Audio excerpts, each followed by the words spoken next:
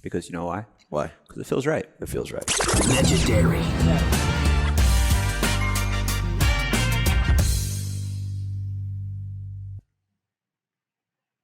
Inaugural baby episode here, Rob, with the little nugget, Adam Jr., AJ. So freaking cute. Yeah, he's unreal. Cute. Oh, he's smiling. Oh yeah. In his sleep, he's smiling. That's unbelievable. Yeah, so he actually makes a lot more, does a lot more faces and shows everything when he's sleeping than when he's awake. Yet he kind of just stares at the wall and the ceiling when he's awake, but when he's asleep, he lets it all fly. So it's pretty good stuff. Okay, that was yes, no, for sure. He loves to have the hands up, and all right. So I'm gonna pass him off before we have a meltdown. I know that was only 15 seconds, guys, but you never know. But you never know. So wanted to have everyone meet the little nugget, and here he is, Prof. Feel free to do the handoff. Yeah, the handoff. That's right, Prof. I mean, that's what happens when it gets a little dicey for me. I just yell, Prof. I mean, she sometimes comes. I mean, she has weapons I don't have. You know, I mean, what can I do? She can soothe, and I cannot, and it's a little sad, but that's part of the deal, Robert. So yeah. All right, I'll be right back. Take your time. Hey, Rob, chat with our audience for a little bit. Oh, I'm going to. Okay, good. So much to Greg Dowell's dismay, Adam's babies, Adam Jr. and not Mark. The reason Greg Dowell wanted to name Corinne and Adam's baby Mark is for the simple reason of he's like, look, have you ever met a bad Mark? Marks are stand-up guys. They're good dudes. They're solid. They're not going to go off the rails. Have you ever met a bad Mark? This baby's name should be Mark. And then they just ended up naming it AJ, which, you know, Adam, you are in your boxer briefs. Goodness gracious. That's a lot of man thigh right there. Anyways. So yeah, went with AJ instead, which, you know, AJ Kohler is a very unique character, very, very good dude, but very unique character. And that's what they named their baby after, AJ Kohler. That's what I come back to. Right as you put your headphones on. That's what I come back to, huh? Is that we named our baby, but we did not name him Alois Julius. It's very true. Is that'd been too obvious. I mean, that's just a strong name right there, Alois Julius. I love it. Robert, what, are you having some allergies? Are you sick or something? No, it's the allergies. The allergies have been getting me. So I just popped a Zyrtec, have a little Kleenex, and I'm going to persevere, Adam. There we go. Look, I'm Robert rocking the Oh, nope, wrong side. Boop, boop. Yeah, that's right. Dropped about 1,200 at the shop. Oh man, I love that. You can just kind of. It's fun. That's fun. It's like you're shopping, but you know you don't. Yes. You get it. You don't pay. Yes. You're shopping aggressively, spending over $1,000 on apparel and then not paying, which is, you know, that's pretty fun stuff. So, yeah, I got some gear. I got playing a little bit tomorrow for the first time in quite some time with Colin Schick, and you probably know Ryan Gilbert, the Gilbert brothers. Yeah. So that's kind of cool. I get to use the Power Air for the first time, and you know, I was thinking maybe. We've talked about this briefly, Robert. I was thinking maybe that I would get a paddle with a little more power and maybe shorten up my swings, but I don't think I'm going to. I think I'm just going to keep on keeping on with keep my swing, my big back swing, and just let it fly because no one cares about me. My career's over, and that's just what it is. But you're going to be cracking some balls with the Power Air. No, that's for sure. Yeah, so someone's going to pay. At least for a couple points every game.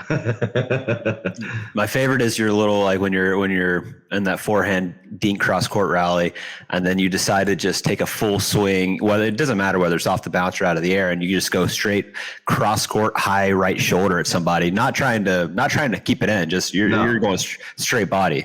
Yeah, but now that's fun. I think occasionally those will go in. Yeah, I mean, certainly not all the time, but I think instead of 5% in, maybe I'm making almost half of them. Who knows, Rob? We'll just have to see. Well, it doesn't matter if they go in as long as you hit them high, hit them in the body. Yeah, correct. Big man, big target. I mean, that's just part of the deal. It's part of the deal. Mm-hmm. What are we covering today, Adam? I know people have been wanting rankings. For us, I don't know. For me, it just feels weird and puts people are sensitive to that. So I've been the bad cop for a long time. So hey, maybe this is your time. Yeah, no, you're right. Maybe that's what needs to happen. But man, it's I have no doubt that I don't. I mean, how long have we been doing this, Rob? When did I do the ranking? The first rankings I did was pretty early on. I can't imagine the amount of change that would happen from the initial rankings to right now. I know it's been less than a year, so I think it was last August or something like that, September maybe. Yeah, but the people are a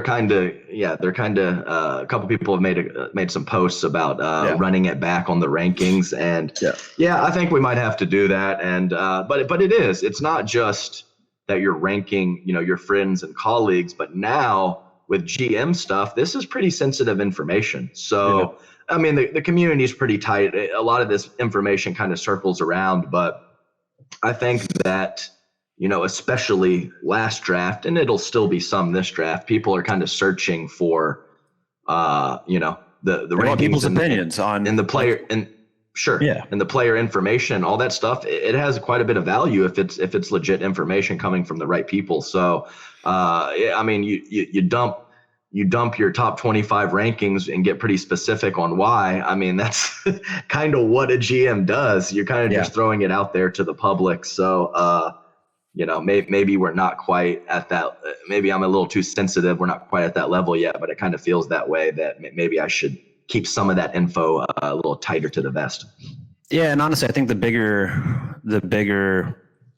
issue here, is that we shouldn't have to create subjective rankings, right? Like there should be pretty objective rankings based on not only skill and duper and kind of a rating system, but actually also somehow combining it on points, which obviously very, very difficult when you have, results coming from multiple tours in another league. So it makes it challenging in that respect. But I think they're like, it's pretty wild that we still have to create subjective rankings based on what we think true rankings are throughout, based on everybody playing different events and stuff. Yeah, no, I know. It is, it really is tough, especially with it's a reasonable debate too. It's like, you're kind of in that situation. I know you're sprinkled in, going to play some PPAs, I believe, but where does that rank, like a quality APP result? Like where does that exactly rank? And, algorithm or not, a ranking system, the variety of it, it's hard to pinpoint that exactly what that means. Like what does a gold at an APP? Is that a 5th, 6th at a PPA? Is that a bronze at a PPA? Like what exactly is that? And I just don't see it being perfect or close to it for a while. Yeah, and it'll be interesting just because I don't think the APP is going anywhere, man. Like from what I'm hearing is they're gonna up the ante a little bit next year. That's just off of some hearsay. I haven't heard anything concrete, but it feels like this kind of split tour thing is going to continue on. And I hear the prize money is going to get better. Again, hearsay, right? But it's super interesting to see how it's all going to shake out. I mean, obviously, the PPA has the premier talent right now, and the APP kind of dialed things back this year to try to build, a solid foundation to keep growing in the future and to make it a little bit more sustainable and not kind of who can raise the most money and spend the most and create a big production right away. So it's just two different strategies. So it'll be interesting to see kind of what the next step and what the next level is for the APP. It looks like they're doing a good job pulling on new sponsors, and it'll be interesting to see, kind of what that next jump is for where they're at now to where they want to go. Yeah, no, exactly what you said. And that's next year or down the line. So who really knows? Because they kind of pulled the rug out.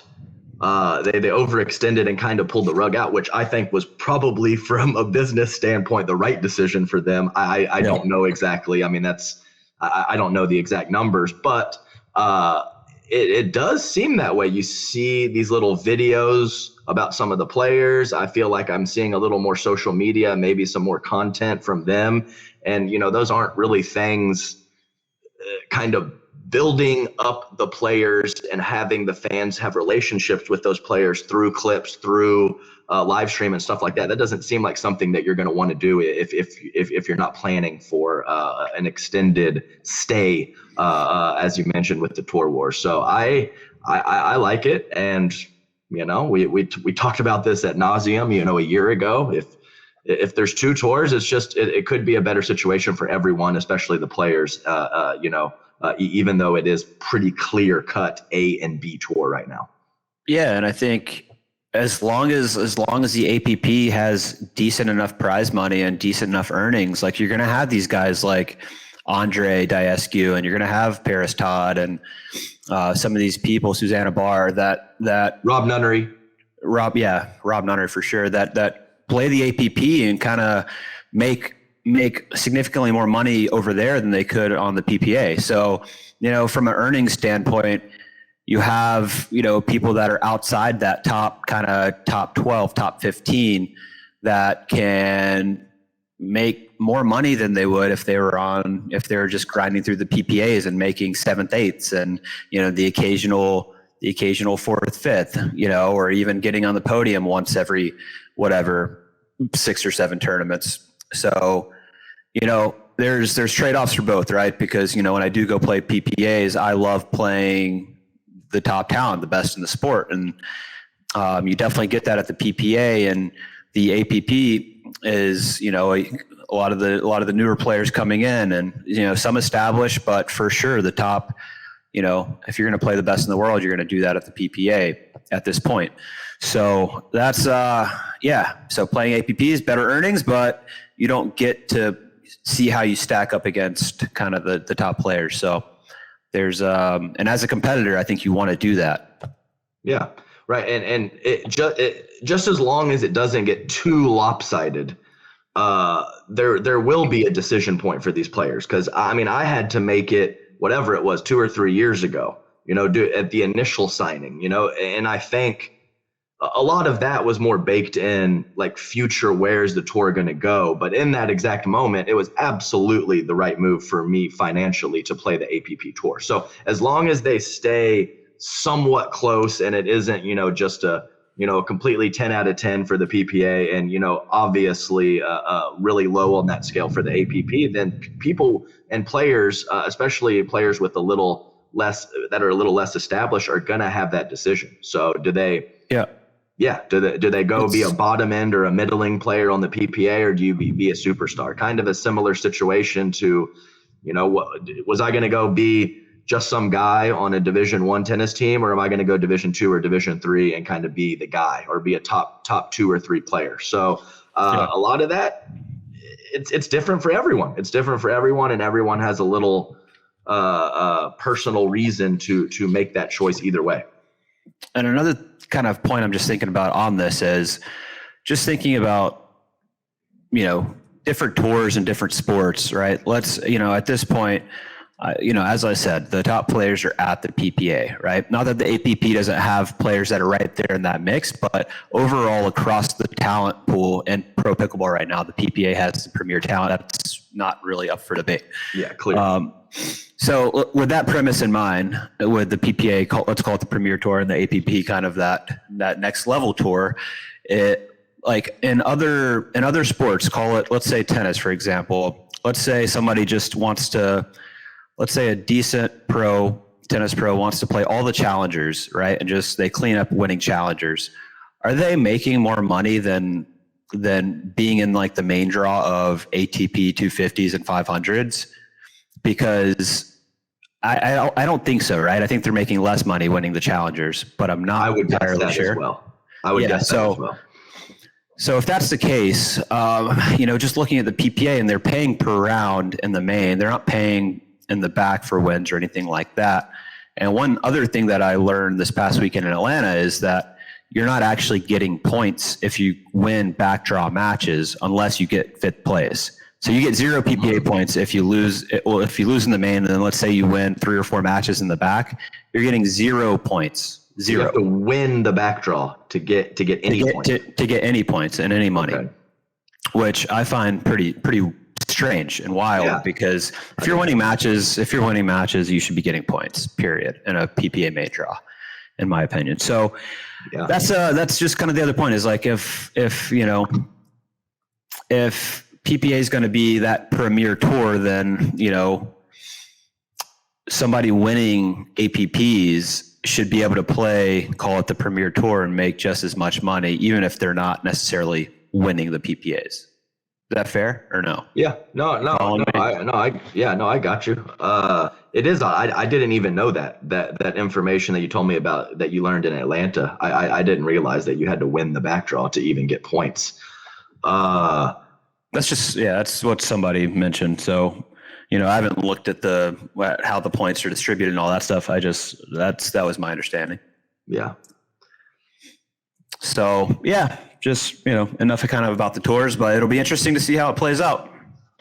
Yeah, no, definitely. I mean, it's been, besides for not having the dang stream on Thursday and Friday, which is definitely sad.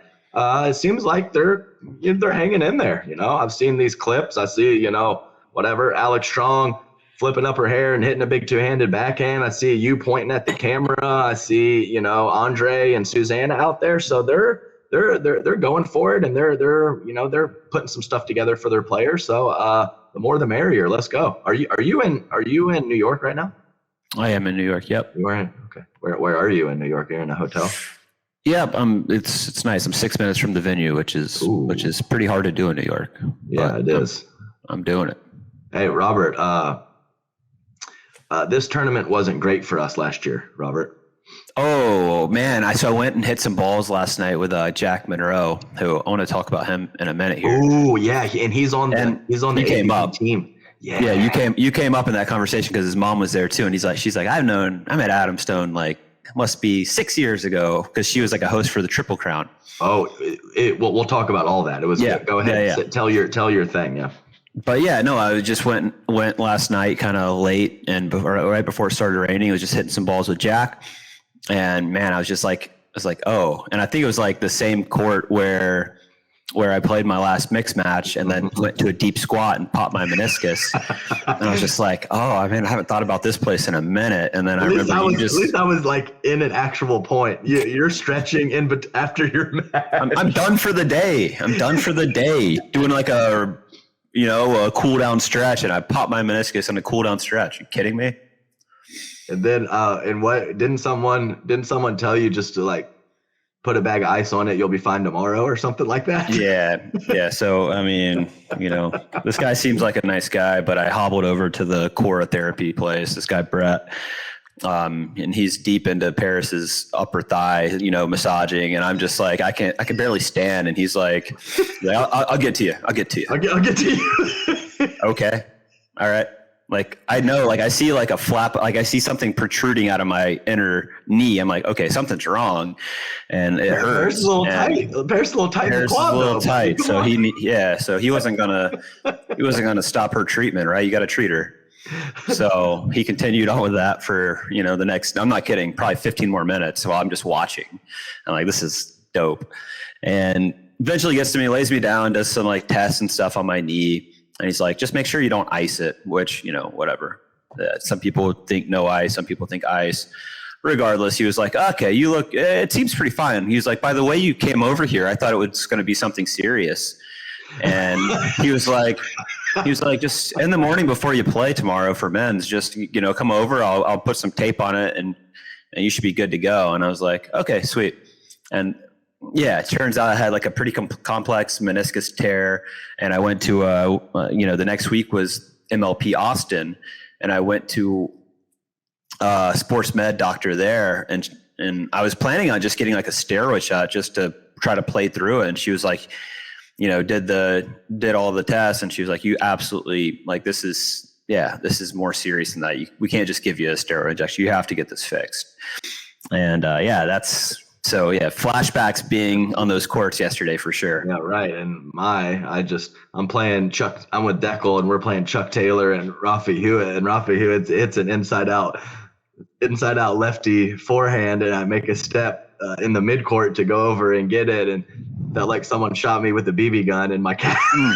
I actually fell down, and I looked behind me. I thought I got hit with the ball. Like I was like, how did I get spiked? Yeah. Like how? I mean, there's a fence back there. Like how the hell did I get spiked hard with the ball? And then, and it was kind of funny too, because I kind of like hobble over to the bench, and the guy. So I guess you have two calf muscles, and so one was good and one was not good. So he'd press one. I'd be like, oh, okay, yeah, no, that's nothing. I don't feel anything. And then he'd go over to the other one like, I just freak out, and So I was like thinking for a second I could continue to play, but yeah, both injuries were unfortunately not short-term injuries. And hey, at least you got back on the court. It basically ruined my career, and my career's over. So. Whatever. Not to be dramatic, but whatever. I'm not dramatic at all, but So, but yeah, no, that's funny that you saw Junior Mint Munro, who basically, was kind of. I mean, he was a very solid pro, youngest 5-0 ever. There was a pretty funny article. Oh, I didn't know this stuff. Years ago. Oh yeah. Oh yeah. So he played, and actually my very first tournament I played him, and so we had the Triple Crown in Simi Valley, which I'm trying to get again. It would be so great for the PPA to at least once a year have a women's Triple Crown and a men's Triple Crown. You know what I'm saying? It would be so awesome. 3 days of gender doubles, and so we're at the house. Nicole Monroe. And her husband, and then there's Junior Mint, the kid. And I mean, we have Matt Wright staying there, Wes Gabrielson staying there, Tyler Loong. Like we have like 10 pros. This is back in the days when people are like sleeping on couches and cots and, whatever. You're just trying to get free housing. So so there's something very cool about that also though. So it's nice to have your own hotel room and everything paid for and you're all set up, but it's also kind of cool to sack out and just kind of crash somewhere with, 10 dudes, everyone scrambling in the morning to get some bagels and cereal, and then you go play. And that's actually where I met Colin and Deckel. They're in the living room. There's 3 couches. It's me, Colin, and Deckel on the 3 couches for that whole weekend. And that's pretty much the whole reason why Deckel's even playing pickleball. If he wasn't in that living room with me, I wouldn't have played TOC with him, and he'd be back in Israel. So it's kind of funny how all these things work. And so fond memories of that tournament and that family. They were very hospitable to all the pros and took really good care of us. So I'm excited to work with him a little bit on the APP national team. And he's got some slippery stuff. He really does. Oh, he's good, man. He started talented. Playing basketball in high school. So he stopped pickle, started playing basketball, and now he's picking pickle up again is how I understand it. Got it. Yeah. His mom dropped a little line yesterday that I was like, what? She was like, oh yeah, when Jack started playing pickleball 6 years ago. I'm like, 6 years ago? The kid's 19, I think. Yeah. Started playing when he was like, oh. So I had no idea he was playing that long, and I had no idea that he stopped playing, or I just, I've seen his name recently, and I've heard his name a little bit from just when I was in Austin, that kind of thing. Like he's super talented. And he's good. He's a big lefty. He's got fast hands. He's going to be, I think he's going to be a very, very good player. Yeah, he's athletic, and he kind of had, I don't know, 5 years ago, just 5 or 6 years ago, he had some baby fat, and he was a little, maybe a little sluggish with the footwork, teenager style. And what I've seen, the little clips or some of the brief live stream stuff I've seen from him, he slimmed up. It looks like a pretty athletic kid. He's got some hops. Basketball players are good at earning. So, all good stuff or all good tools to work with. So, we'll see if he can make some noise a little bit moving forward in the pro ranks. I'm actually going to play with him in a tournament. I need to use pickleball more as like, just as like an experience, like an avenue for experiences, which it's so easy to get kind of lost in the grind of, tournament to tournament, all that stuff, especially with all the content stuff I'm doing outside of it with the pod and the show and now these corporate events and stuff like that.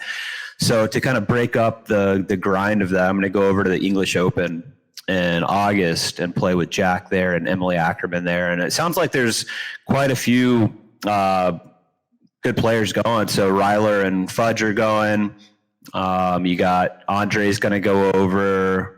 Susanna Barr is going to go over, Emily Ackerman. So it's going to be pretty cool to have like a good contingent of pros over there to kind of, spread pickleball into England. So looking forward to that. No, that's a good, balance is hard, Rob, and you're exactly right. Yeah. Inside of hotel room, court, eat, do it all over again. It's easy to get lost in that shuffle. So to chop that up or try to have a every third or fourth trip where you do something kind of special or have an experience, makes a lot of sense to me. So that's really cool. And that's, some nice players going over. I think kind of previously I would see maybe one or two pros going over to kind of make a vacation out of it. But that was a handful. That was, approaching 10 very solid players heading over. So, internationally is huge for tons of different sports. And I don't see it being any different for pickleball. So it's great to see, I have to say it, Rob. Say it. Across the pond. Everyone likes to say across the pond. It's really nice. It's really fun. And, I don't know. We'll see how I hit with this power air. I might make that trip across the pond and jump in there in the action. I'm starting to I wouldn't say I'm itching, but I'm thought about pickleball occasionally in the past, month or two, as where, that first 6 months after the injury, I didn't really think about it at all. So yeah, and you get the itch even more when you have like the idea of a new paddle too, right? It's like, and that's why paddle sales are crazy, and why whenever a company comes out with a new paddle, it's like maybe this is the answer. Yeah, what could my game be like playing with this? Absolutely. But yeah, so it does that does increase the itch, because like whenever you get a new paddle, you're like, okay, I want to go take this baby out and see how it does. Yo, I'm excited this afternoon. Yeah. I'm going to be letting it fly. It's going to be really fun. Yeah. Just scoop those forehands. Get all that spin, Rob. Come on. Let's go, baby. You're going to be a new player. You're going to be able to do stuff with the ball you've never done before, Adam. And I also might be hitting head-high drops and blocks from the midcourt these first couple of days as well. Yeah. So, it gives, you get and you give. It's never perfect. So, all good. But yeah, no, those are some cool names. I believe Ackerman too is going to do that little APP thing, the APP national team, which is basically just me going to a couple tournaments, working with them a day or two before, and then kind of watching them play their matches, giving some, some on-court coaching and things like that. So it's pretty cool. I like that format a lot. I miss my college coaching of tennis. I do not miss my country club teaching, but I definitely miss that camaraderie and like having real talent to mold and like actually see, them get better or grasp it or help, and when you see that especially with kids around that age, it's pretty rewarding and pretty cool. So I think it'll be a fun little endeavor to kind of help out those guys' games and see if anyone can't take a step forward and really get in the mix from that group. Yeah. So give me more context around that, because I don't really know much about what like the APP national team is, or how you got involved, or what your role is, and how that all came about. Yeah, well, I was playing it quite a bit on the APP tour, a couple years ago, and then also did some commentating last year. So, of course, they kind of, trim some fat with some budget stuff and kind of went a different route as opposed to just fully competing with, some of the money of the PPA. So Ken just wanted to keep me involved in some capacity. And so when he had this idea, he just reached out to me, and, I was basically like, I got a lot of stuff going on, including the new kid. I can't commit to a lot, but I would love to be involved in some capacity and get to a few tournaments. So I believe Chad Edwards is going to be doing some of it as well. Maybe kind of going when I can't go and vice versa. And so there's, I can't remember all the names. There's quite a few. So it's a lot of those, those APP younger players kind of ranging from 16, 17 up to 21 or 22. So I know Jack Foster, there's Emily Ackerman, there's Junior Mint Munro.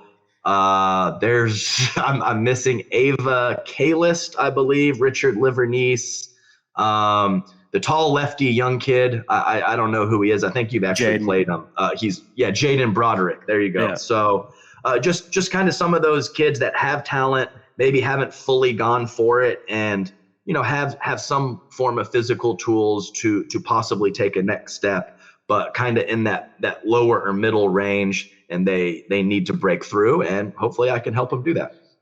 Yeah, it's super fun. Yeah, super fun. I agree.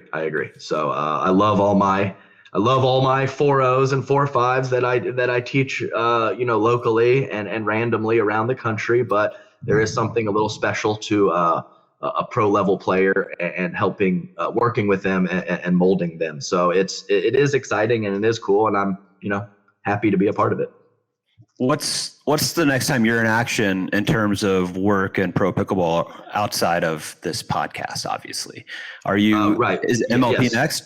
No, I'm going to do Dallas, which is pretty soon. Actually. Sick. So yeah, it's next weekend. I was thinking of maybe doing something at the PPA before San Clemente, but I'd be gone almost 2 weeks with it being back to back, and I'm not going West Coast, coming back East, and then going back. So it worked out great that I was able to get another PPA without having to piggyback it with MLP. So that's the plan. So we're going to go Dallas, then we're going to do MLP, and I'm hoping a few more PPAs through by the end of the year, but they are, very much not, they're kind of contacting you. They're kind of doing some tryouts with a variety of commentators. And so they're not giving you a huge amount of notice, maybe only a month and a half. So I'm not exactly sure the specifics yet, but either way, plenty of stuff going on. And but I'm excited to get back in the booth, and I'll definitely be doing that at the Beer City Open with you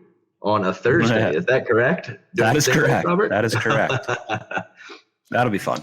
So one thing I noticed about the PPA this last weekend is we had on the Grandstand court, we had a little lighter vibe. We had the very official main court. In the Grandstand court, we had a couple different commentators and then random players coming over to pop in for in-between matches or maybe after they got busted out of the tournament. I thought it was pretty cool. So I even talked to Dave Fleming about it and messaged him. And I think it would be pretty cool just to have me, myself, and one person over there has a good relationship with a lot of the players, and they can kind of funnel in and occasionally give commentary, a little lighter feel than that main court. I'm hoping they come up with that, because I think that would be really cool, especially for the kind of the hardcore fans and that real core that loves the YouTube chat. What do you think about that, Rob? I think that should be the only commentary that happens. That happens, right? That's my take. Like, I don't think the official, quote unquote, official commentary, I'm not a huge fan of. I like the kind of the low, like this is pickleball. Like it's really short time in between points. I know people hate when you're talking over points, but I kind of like the idea of just pretty casual, laid back. People pop in and out. You kind of have one core host for the day that's keeping you up to date on what's happening. And that would be you, Adam. And then you have, as players are able, they pop in, chat a little bit. I think it's good exposure for the player. It's good to get pretty unique insight from different people and not just the same people all day, every day. And you're right. It has just like a lighter, more casual vibe, and you're watching great pickleball. And like I said, I think that should be how it is across both courts. But, Rob, I think you said lighter and casual twice each. Does that describe someone that light and casual? Does that possibly a commentator that Adam. See? That's you. Hey, don't get me wrong. I love being on the big boy court, the official stuff with the tennis channel and all these great, broadcast companies coming in. But a light vibe, a laid back with getting some really cool insight and stories from, players as they come through. I think that might be something that is, even cooler than the big boy court. So we'll see if it ends up happening. But when you get whoever, you get Irina on there, you get Leia on there, you get somebody just kind of talking about random stuff. People love that, and it really does help you connect with the players, because a lot of them are much different on and off court, and you want a little bit of both. I think it gives you the total package. So maybe we'll get something like that going. Either way, I know it's tough. You got a lot of things factored into it: money, who you're going to do with it, extra stuff. So I think it would be cool if that did happen, though. Yeah, a couple points on just that came to mind in terms of the commentating. Like one thing, like when I'm just watching a stream and there's, either whether it be chirping or whether it be somebody talking to the ref, one of the players talking to the ref, you're always wondering what are they saying? What's happening? What's going on? And, they're doing a little bit of a better job of kind of showing that replay of trying to understand what's happening. Mm-hmm. But let's say, for example, in tennis, there's always a mic down there where you can hear what the players are saying to the umpire. And that's super intriguing. Everybody wants to watch that. Everyone wants to see the player get pissed off talking to the ref or umpire about whatever their complaint is or whatever's happening, because that creates intrigue. And I think pickleball needs to do a better job of having mics around there to be able to capture what's being said on court, because that's what fans want to hear. That's you want to know what's the controversy on court. What are they pissed off about? So, that's one note where I think we can do a lot better job of capturing some on-court theatrics and stuff of what's happening. And I forgot my. I think that's huge. I think that is a phenomenal idea. Why don't we have a microphone to hear exactly what they're saying instead of my dumb ass talking over them, trying to figure out what's going on? I'm super guilty of it. But I've been trying to do a better job of when there is controversy or there is something we can pick up from court, for me to try to be quiet. And I've talked over it way too many times, and all the commentators out there know exactly what I'm talking about. But I think if we just had a mic or two set up in the right spots, we could hear it in real time, and that is pretty cool, I think. And that provides a new little wrinkle of value to the broadcast. And I think it's great because it's really important. I mean, that's what gets the juices flowing. That's what you want to hear. That's the type of stuff that when you're tuning in, having something like that chop up, listening to me for an hour straight, and then you get some good stuff and then whatever. I mean, that's what you want. And I think that's a great idea. And I tell you what, there's going to be some pretty colorful stuff picked up by those mics. And I think that's maybe dicey a little bit of the time, but overall way, way, way better for the broadcast. Yeah, that's on the players, right? If they, if they know there's on-court mics, they'll button it up a little bit, hopefully not too much, but maybe hold back some of the stuff that you wouldn't want children to hear. But it's important to capture that, because, if you look on any kind of social platform, you see clips of great points, yes, whether it be tennis or whether it be pickleball, but what's getting more views is, watching Zverev crank a racket into the umpire's chair and smashing it to a million pieces, right? Because whoa. So I think pickleball has come a long way in terms of, broadcast and commentary, but I think it needs to do a little bit better job of capturing some of the live on-court audio and happenings. And not just that, but also storylines. There's a lot of history between these players that are playing on court.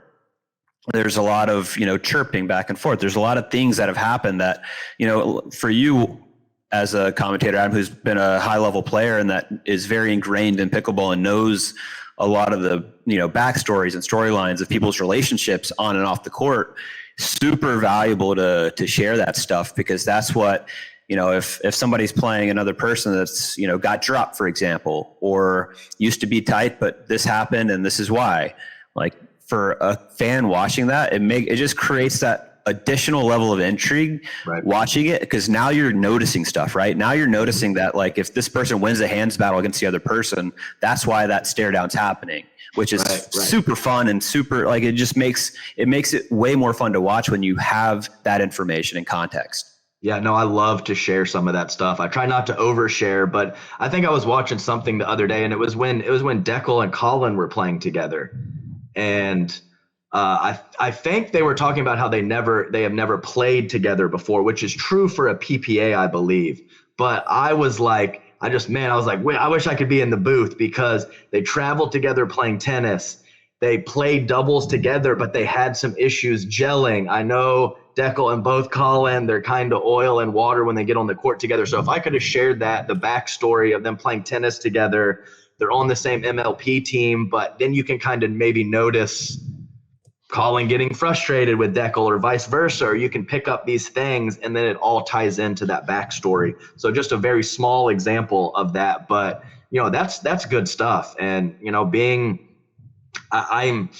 I'm probably, I really don't know. I'm probably just have an average voice and average-ish commentary. But if you have those extra pieces of information, I do have plenty of those. And I think that those really do help a lot to kind of tie together the on-court and the off-court stuff. And that's what people want. It's just what they want.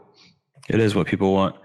One other, so I just talking about broadcast stuff keeps coming to mind that like I've just thought about, but camera replay for a video challenge on the PPA has got to change. It's okay. Yeah. No, we talked about this a little bit with your ATP, right? Yeah. So yeah, I mean, different camera angles. Different, but even like the fact that we're actually able to do challenges on the PPA tour with those camera angles as a video replay, you don't get anything from those replay angles. You can't tell from kind of an overhead shot from like across the courts. Like it's very simple, no? Like create, cameras on the lines, period, the end, done. Mm-hmm. Very easy to tell if the ball is in or out. So why are we using old school, what looks like old school grainy video footage to like, it just looks bad. Like you have, everything else looks good. Beautiful production, beautiful backdrop, video board. And then we use these camera angles for a video challenge replay. And you can only do it in the quarterfinals and beyond. It's like, why? It's the same process. Just so why not do it in the second round or the first round? The quarterfinal thing, they like their quarterfinals. They want to keep it start paddle testing whatever before lots of regulation. Lots of regulations after, but if we did have some mics on the court, I tell you what, there'd be a few people I would guess who would not filter, and I think one of them might be Leia Jansen, a frequent guest of the show. And man, I tell you what, somebody posted something on Twitter about who has the best Twitter account, and it is for sure Leia. So I see her cussing out Johnny 5.0 on there. I see her making comments about how Tyson's looking over to his trainer after every point like a 12-year-old boy. I mean, my God. I mean, certainly not things that I would ever post, but man, she doesn't give a shit. And some of it is pretty dang funny. The Tyson one was pretty funny. So I think it was like Tyson's mullet or something like that. The mullet has his own account. I don't know if it's Tyson or it's some fan or whatever, but they were kind of made a joke about have a Snickers, diabetes, whatever. And she didn't like that, I guess. And she had something to say back. But I mean, couple of her tweets, I literally, laugh out loud, and it's pretty funny stuff. She don't care. She don't care. I mean, that's just it. She don't care. Love it, hate it, whatever. She don't care. Yeah, and she's gonna say, if there's on-court mics, she's probably gonna get more aggressive. To be honest, like, yeah, right. I respect it. I think there's speaking your minds. And I don't. She's not doing it to. She's being her authentic self, which like it or love it, she's being herself. So full on polarizing. Hard to be in the middle with her. You like it or you love it or you hate it. And like you said, I'm here for it. It entertains me as long as she doesn't, start saying bad things about me, which she hasn't yet. So it's yeah, exactly. Okay, Rob, I got a couple things. This is kind of silly. We'll try it out. And I think we might do it with a couple guests, especially the ones that really like gambling. So I have 3 scenarios here. 3 doubles match scenarios. And what we're going to do is we're going to make a line. we're going to make a line for each one. And so how that works is somebody is very favored. It's a lopsided matchup, minus 200. That means that you have to pay 200 to win 100. If you're plus 200, you wager 100 and you get 200. So you can kind of make the odds here. So my matchups to start off, Rob, it's you and either DeHart Child versus Richie Twazin and Tim Parks. What is your line for that match? Richie Twazin, owner of the California Black Bears, Tim Parks, owner of the Hard Eights, and you get either the male or the female DeHart Child, who are pretty good at pickleball, but they are, I don't know, what are they, like 8 or 10 or something like that? What would you put the line of that match, Rob? Oh. Well, one, I don't, so what levels are Richie and Tim? 3-5 to 4-0 probably. 3-5 to 4-0. All right. I would take I got mine written down right here. Take Lily. I would take the female DeHart Child. Okay. And I would have her, she's able to serve for sure. She's able to probably make most of her returns. I think so. And then I would tell her to run off the court as fast as you can. I would. This would be my strategy. I think that might be optimal strategy at this point. Serve, run off the court. Return, run off the court. Mm-hmm. And then I would play singles 2-on-1, and I would beat them 2-on-1 pretty easily. It would just be a matter of the serve and the return. So I would. I think we're close to an even line. I got you. I have you minus 175. Okay. Yeah. I have you favored. They're not going to like to hear that. They're not going to like that. They're not. But this is, I mean, Lily, the serving and the returning is not going to be an issue for Lily. I can't imagine Richie or Tim have these killer Tyson McGuffin serves or anything. So I got you at minus 175 on that one. Next one, we have myself and Johnny Pickleball Andrews versus Anna Lee Waters and Anna Bright. Juicy. That's fun. Mm-hmm. Is this you current day, Adam? This is me. We're not talking about endurance or whatever. I'll be good to go for whatever the thing is. So, I'll practice for a week before, whatever. Couple days, whatever. But I'll be able to finish the match physically for sure. 2 out of 3. 2 out of 3. 2 out of 3.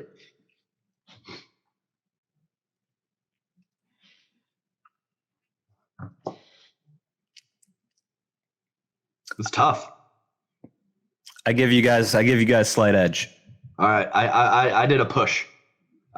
So you'll put us minus 125. Yeah, and then minus we'll 125. push. Okay. Yep. All right, I like that. And the last one we have a very top doubles team and the women's challenger division at MLP, Rachel Summers and Eva Radzikowska versus James Ignatowicz and Crazy Kathy. Crazy Kathy is like a 4-5 too. So she's not nothing. So we got Ignatowicz, Crazy Kathy versus Radzikowska and Rachel Summers. What's your line? I've got Iggy and Kathy at like negative 350. Oh, so it's that heavy. I think so. No, okay. So we got if Kathy's a 4-5, I would say they're like a negative 350. Yes. For you guys who do not know, Crazy Kathy is the lady that has the cardboard cutouts of all the players and holds them up and yells at all the matches, especially on the APP tour. So, but she is legit. She always has hardware. She's playing the 4-5 division. She's always got medals. So I think she's legit, and I think you might be right. They might steamroll old Summers and Radzikowska. Okay, so that was it. I like that. That's good. That's good fun. Set some lines, and if we have someone like Tim or Richie Twazin on eventually, which I think we will, or someone who's kind of into the betting and gambling, I think they'll get really into that line making. Yeah. And this could This could be another job for me. I feel like I could be a pretty good line maker once we do have gambling on the sport. So just throwing that out there. I threw out the GM shit, and it happened for me. So let's go. Let's go, Robert. I actually hit up Tim and was trying to get him on the pod, and he's like, I promised I wouldn't be on podcast. So after the next MLP, because my mouth can sometimes get me in trouble. Oh yeah. So he's like, but this is the call up I've been waiting for. Everything else has been a warm up. This is my moment. Yeah. I am ready. I've been waiting for this invite for so long. I said, you're going to be our first. You're the first episode back after MLP San Clemente. So Tim's on. He's going to get some juicy stuff going. But yeah, I think Rick Chan, Tim cannot go on podcast. Gag order. Tim, he's like, Tim. Give him a gag order. No, I can't deal with this anymore. I'm talking to Connor Pardo. I'm trying to smooth over all this crap he's saying. I'm like, all right, Rick, we'll save it we'll do it after the draft. So after the draft, the second season, he's going to come on.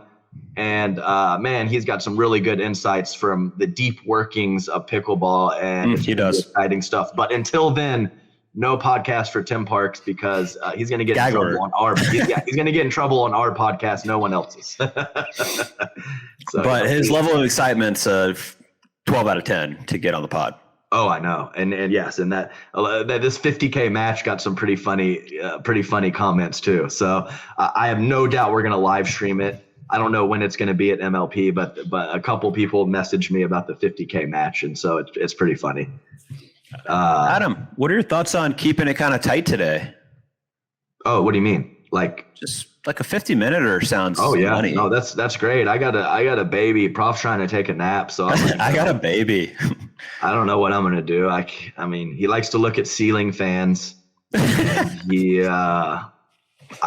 don't know. We'll probably go on a walk. It seems like when he would go on a walk in the stroller, he falls asleep, but I don't really know what to do. So, just shove a binky. Parenting 101. Yeah, shove a binky in his mouth and hope for the best. Well, I mean, what can you do as a dad? Well, it's cool. Yeah, it was great seeing little AJ.